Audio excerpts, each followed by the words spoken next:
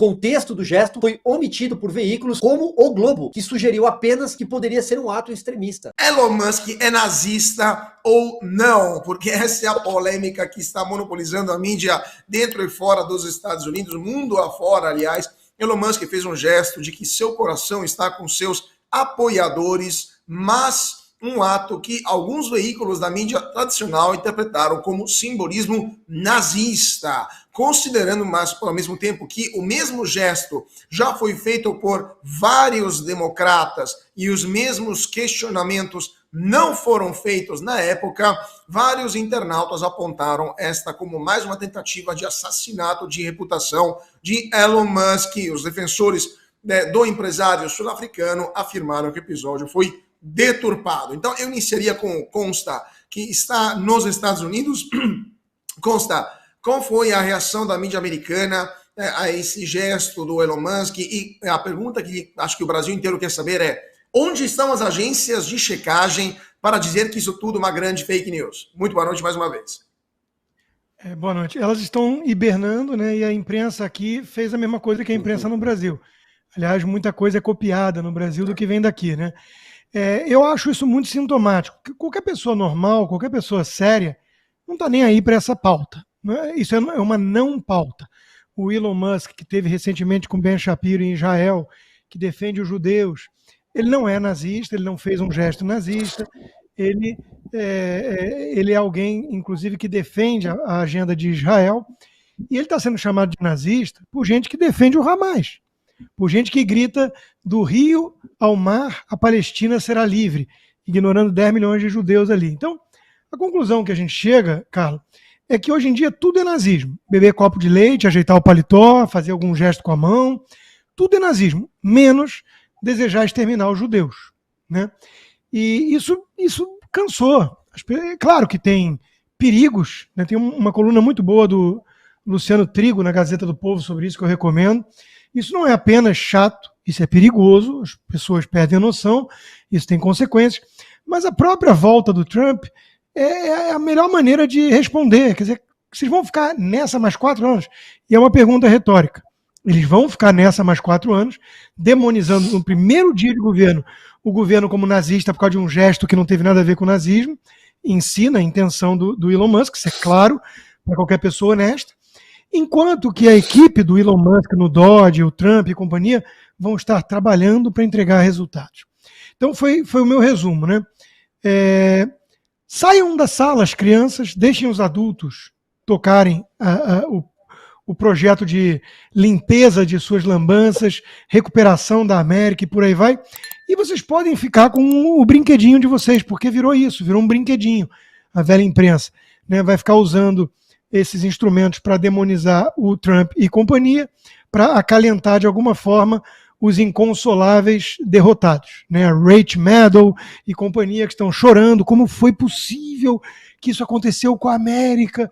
Então eles estão lá chorando, né? O choro é livre, como diria a Maju, e eles têm aí essa prerrogativa então de ficar usando o veículo que eles possuem para ficar inventando ladainha. Como o próprio Elon Musk disse, a imprensa virou uma máquina de propaganda e nada mais. Pois é, Consta, depois eu vou te perguntar também onde que foi parar aquela desesperada mulher que estava chorando na primeira posse de Trump, né? Não sei se a gente lembra daquele famoso, virou até meme, né? A choradeira no meio da Capitol Hill, no meio do mall, né? Não sei se temos notícias daquela desesperada, se também voltou a chorar nessa vez ou não. Inclusive, se tiver o nome dessa mulher, seria interessante dar uma pesquisadinha do que ela está fazendo, né? Fabinho Barroso, sua opinião sobre essa acusa de nazismo para um empresário sul-africano que nasceu na África do Sul, é um defensor da liberdade de expressão, tem 11 filhos com várias mulheres diferentes, ou seja, não é exatamente o padrão conservador radical que a gente espera, né? Não, aliás, ele é um ANCAP, né? Um anarcocapitalista, que já é bem diferente de ser ANCAP. Bom, eu vi essa cena 500 mil vezes, juro para vocês, porque pegaram um recorte, foi até um pessoal da direita, tá? Exatamente quando ele levanta, junto com as falas, que ele põe a mão no coração e depois ele, né, joga a mão, não vou fazer, porque senão a gente vai ser acusado.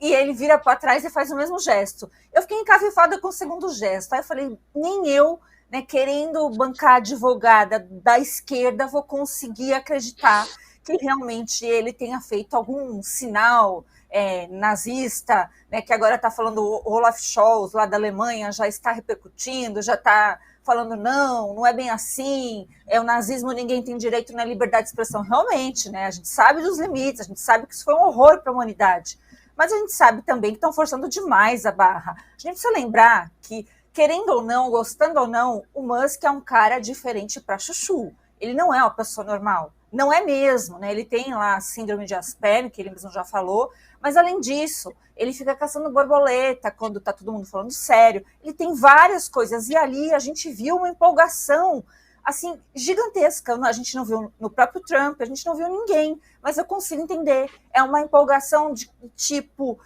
nossa, se um dia a gente se livrar, sabe, daquelas pessoas que estão fazendo mal pro Brasil, é capaz de ter a mesma reação, é uma coisa passional, é uma coisa apaixonada. E ali ele misturou. Algumas pessoas falaram, ele treinou esse discurso. Eu não acho que foi completamente assim, na emoção mesmo. E ele recebeu, né, aquele carinho de volta ali das pessoas. Isso, gente, reverbera. Não sei se vocês já estiveram na frente de um palco, por menorzinho que fosse, né, mas tendo essa dimensão, isso mexe. Então, eu duvido muito. É um bando de cretino quem está falando isso do Trump. É um bando de cretino porque não tem nada melhor a dizer.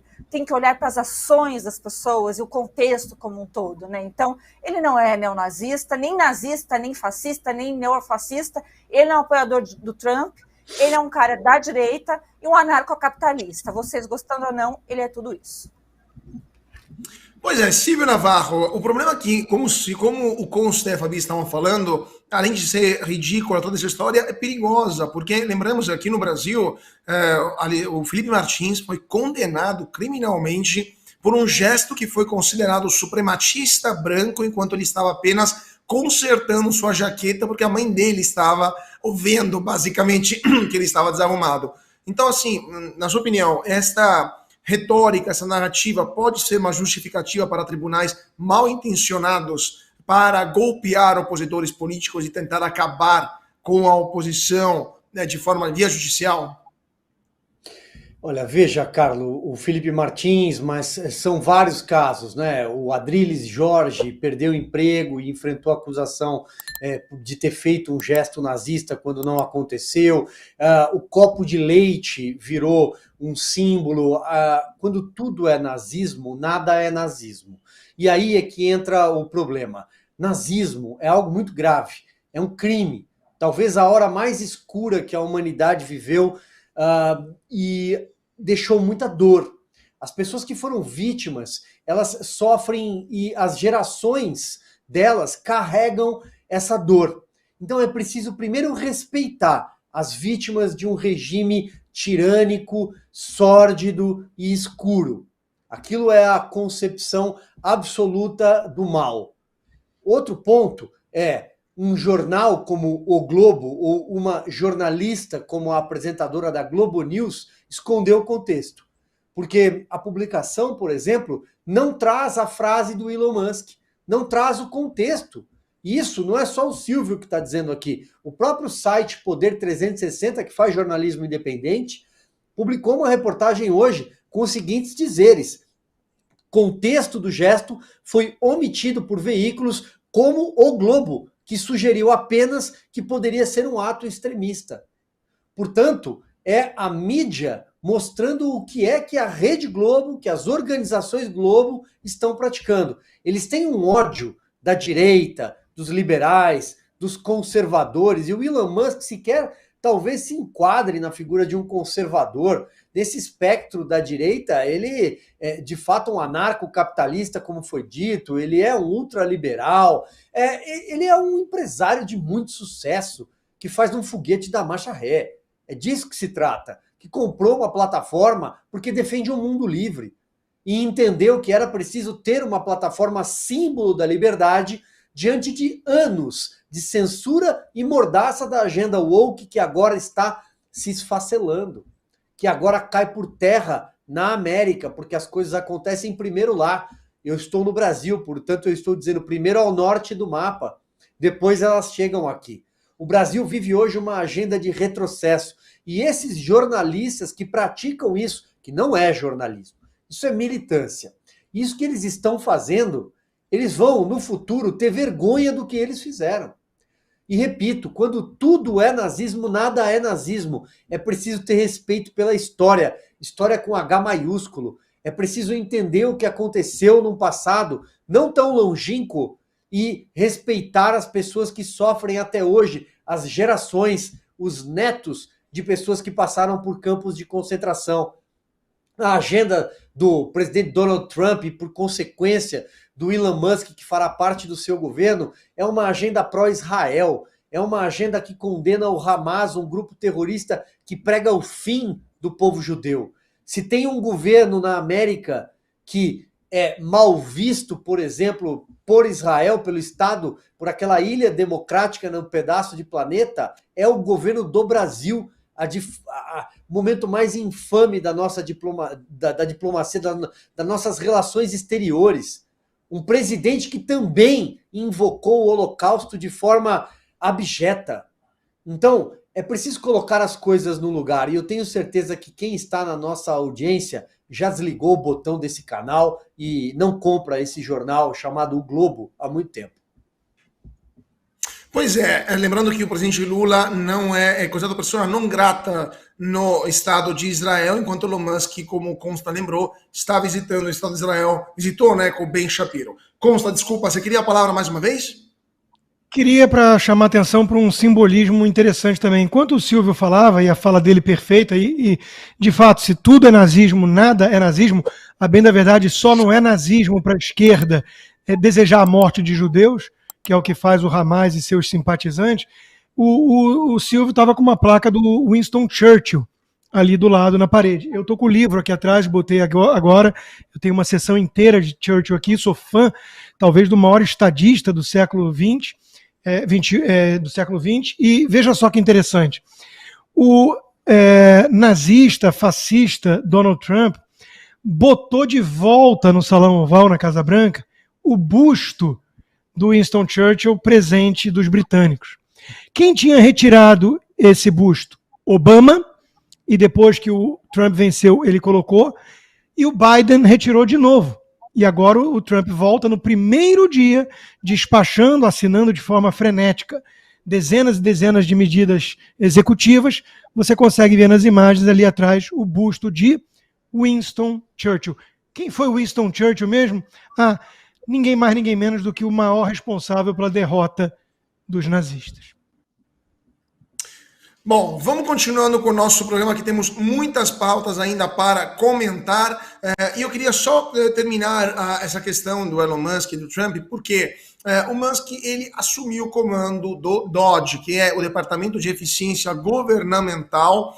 Ele vai, então, algo que já tinha sido anunciado pelo presidente Trump, mas ele vai ser solo, vai comandar isso em solitária, porque o Vivek Ramaswamy, que era tinha que ser o número 2, né, um empresário que tinha que compartilhar o comando desse departamento, sinalizou interesse em concorrer ao governo do estado de Ohio, o estado do qual ele é cidadão, né, do que ele faz parte. No próximo ano, então, teremos eleições no estado do Ohio e o empresário, então, afirmou que vai revelar em breve seus novos planos. Segundo ele, abre aspas, foi uma honra ajudar a apoiar a criação do DOGE. Estou confiante que Elon e sua equipe terão sucesso em simplificar o governo e terei mais a dizer muito em breve sobre meus planos futuros em Ohio. Fecha aspas.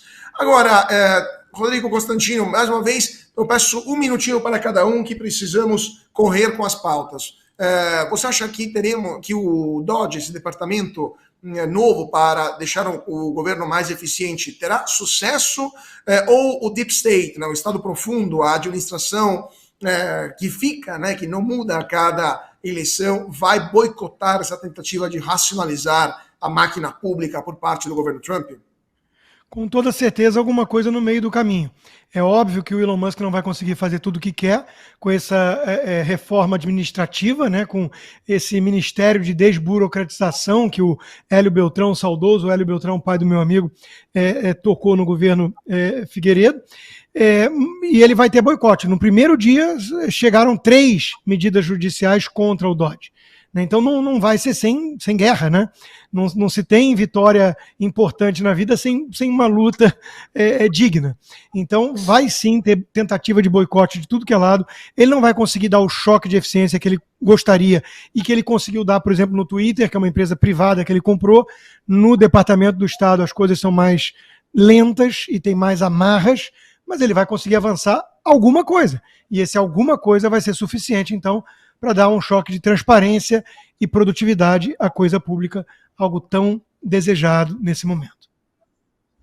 Pois é, Fabi Barroso, o Trump ele decretou a volta dos funcionários públicos para os seus respectivos escritórios, né? Acabou com o home office nos Estados Unidos. Aqui no Brasil, algo do tipo seria possível? Ou o Supremo Tribunal Federal, o Tribunal Superior do Trabalho, o TSE, até a Cavalaria impediriam algo do tipo nesse país? Excelente pergunta, né? E eu vou já cair direto para o Supremo. Eu sou a pessoa que me invoco demais com aqueles julgamentos virtuais, né, que eles fazem aquele tribunal virtual, que naquilo é contra, né? Contra o próprio colegiado. Nós temos um órgão colegiado justamente para vermos os debates. Por mais que agora esteja meio unânime, né? Eles pensam meio igual, e por mais que tenha aquelas coisas que a gente preferia desver do Toffoli, por exemplo, né? Aquela coisa do trem balançando, aquelas sandices, mas é para isso que o tribunal serve, tem que ser presencial, inclusive os advogados sustentarem oralmente. Então, eu olho para isso e falo, nossa, que saudade das coisas passadas que eram tão comuns. É um terror, gente, para quem vai fazer sustentação oral sabe o que eu estou falando, mas faz total diferença, ainda mais que nós temos a TV Justiça e temos 11 pavões que adoram aparecer. Pois é. Silvio Navarro, antes de passar para você a palavra, só queria acrescentar também que Trump assinou nas últimas horas vários decretos para reafirmar também as prioridades do seu mandato. Um deles é o decreto que reafirma a liberdade de expressão como princípio total, né, como princípio absoluto nos Estados Unidos. E isso significa que as empresas americanas, como as redes sociais, deverão respeitar esta primeira emenda da Constituição dos Estados Unidos. Ao mesmo tempo, aqui no Brasil, temos o Supremo que quer regulamentar desesperadamente as redes sociais. Como fica esse embate entre o governo americano e o STF aqui no Brasil? E você aguarda fogos de artifício, né, nessa disputa para quem vai mandar no ambiente digital?